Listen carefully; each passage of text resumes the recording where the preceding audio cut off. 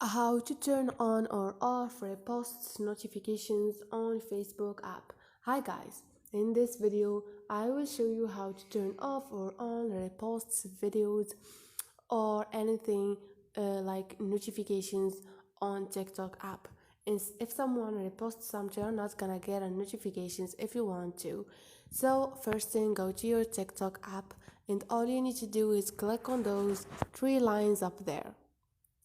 Once you are click on setting and privacy, and once you are here click on push notifications, and you're gonna find our interaction options, the last one, which is repost. You can turn off or on this option, but you should know when you turn off this option, if you receive you're not gonna receive repost notifications on your inbox in here when someone reposts something you did post before.